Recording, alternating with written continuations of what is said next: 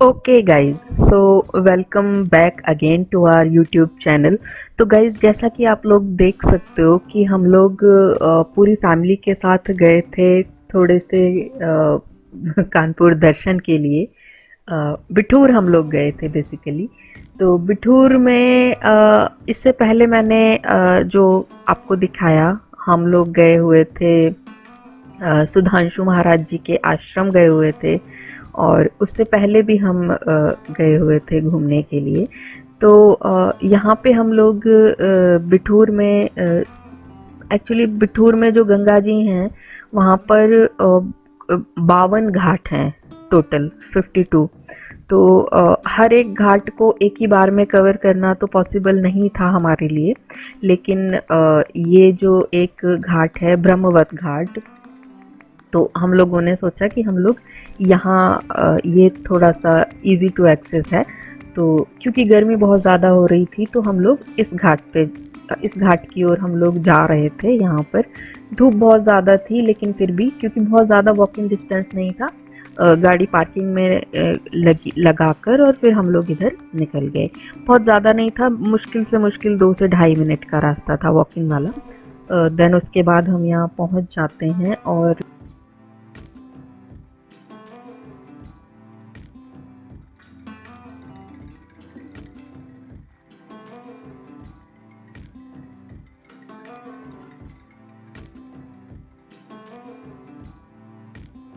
तो ऐसा माना जाता है कि ये जो गंगा घाट नदी के किनारे जो बिठूर में ब्रह्मकुंटी के नाम से ये जाना जाता है, यहीं पर पूरे विश्व का केंद्र बिंदु है, ऐसा बताया जाता है।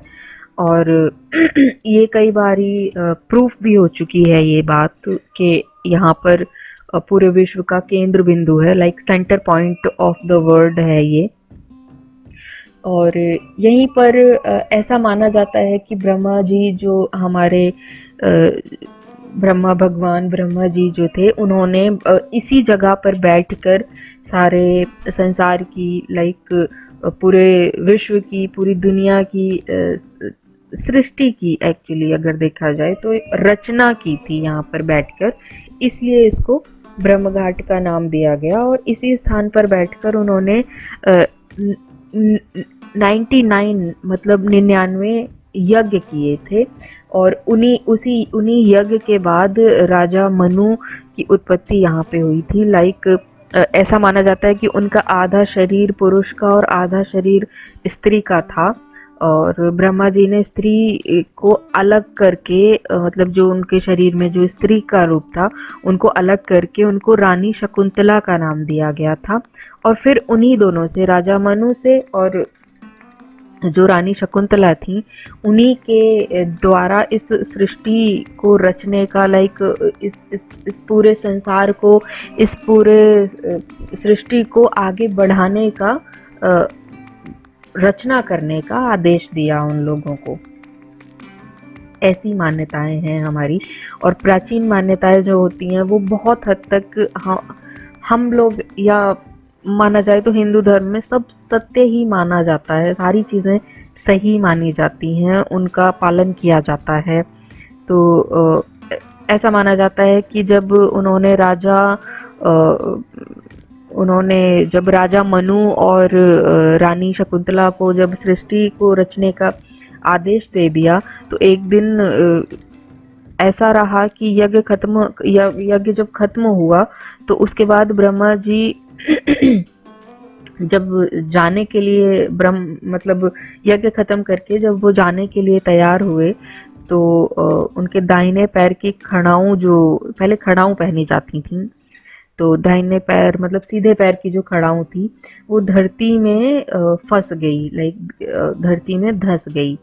तो खड़ाऊं जो थी वो पाताल में चली गई। लेकिन जो अंगूठे और उंगली के बीच जो कील थी, जो खड़ाऊं में जो कील होती है एक अंगूठे और उंगली के बीच में, जैसे कि नॉर्मल चप्पल में होती है, वो धरती के ऊपर रह गई। और तो वो जो समय था, लाइक ऐसा माना जाता है कि फिर वो जो समय था वो ऐसा वहां पे मान लिया गया कि ब्रह्मा जी की खुंटी, खुंटी मतलब कील, वो जो जगह है वो ब्रह्मा जी की खुंटी के नाम से भी वहाँ पे जानी जाती है। खुंटी का डूबना जो है वो जब खुंटी, ऐसा मानते हैं कि जब गंगा जी का स्तर बढ़ता है, तो जब खुंटी के ऊपर जब पानी आ जाता है तो माना जाता है कि बारिश अच्छी हुई है। अ, मतलब शुभ शुभ संकेत ऐसे माना जाता है। वहीं पे कुछ पंडित लोग जो होते हैं उनका कहना होता है कि जो प्रयागराज, जो इलाहाबाद में जो संगम है उसको प्रयागराज भी बोलते हैं। तो जो प्रयागराज में जो गंगा जी हैं, बड़े हनुमान जी का जो स्नान है वो प्रतिवर्ष ज़रूर कराती हैं। लाइक हर साल वो स्नान कराती हैं बड़े हनुमान जी का।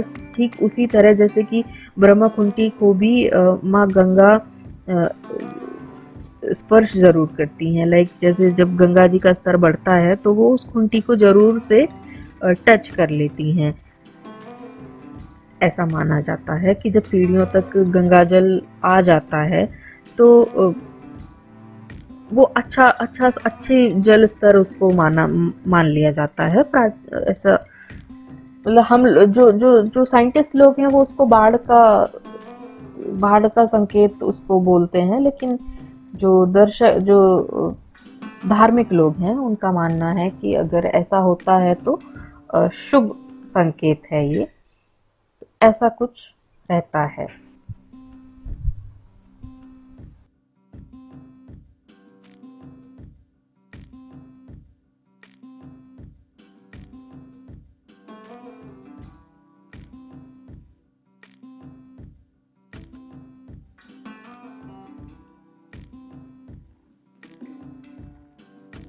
तो हम लोग गंगा जल से आचमन, पूजा, दीपदान और जो भी हमारी वहाँ पे हमें छोटे मोटे रिचुअल्स जो हमें करने थे वो हम निपटाकर वहाँ से प्रसाद खाकर, और हम जब निकलने को वहाँ से तैयार हुए, जैसा कि आप लोग देख रहे हो कि हम लोग यहाँ से वापस हो रहे हैं।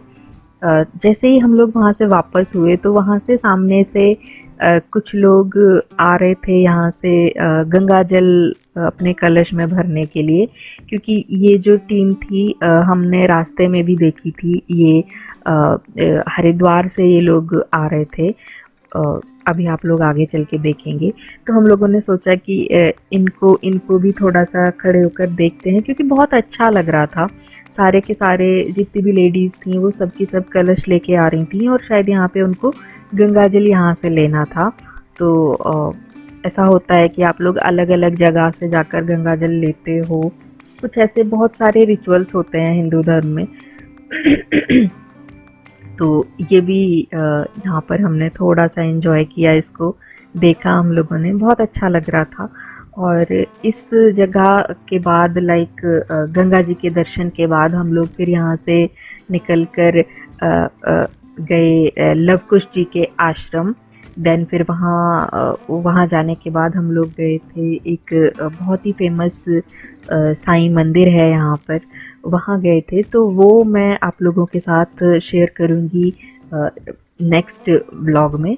यहाँ पर जो था वो गंगा जी के दर्शन ही हम लोगों ने किए थे, और मुझे लगा था कि ये एक सेपरेट व्लॉग में मैं इसको कन्वर्ट करूँ आप लोगों के लिए, ताकि आप लोगों को समझने में इजी रहे।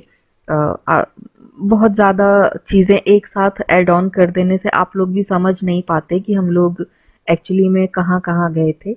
तो ये एक सेपरेट व्लॉग सिर्फ गंगा जी के नाम पर ही था। इसके बाद हम लोग गए थे लव कुश जी के आश्रम, जो कि मैं इंक्लूड करूँगी अगले वाले व्लॉग में। आई होप आपको हमारे व्लॉग्स अच्छे लग रहे होंगे, और अगर अच्छे लग रहे हैं तो प्लीज़ आप हमारे चैनल को सब्सक्राइब कीजिए अगर अभी तक सब्सक्राइब नहीं किया है तो। और अगर सब्सक्राइब किया है, आप लोग वापस आए हैं हमारे चैनल पर, तो थैंक यू सो मच।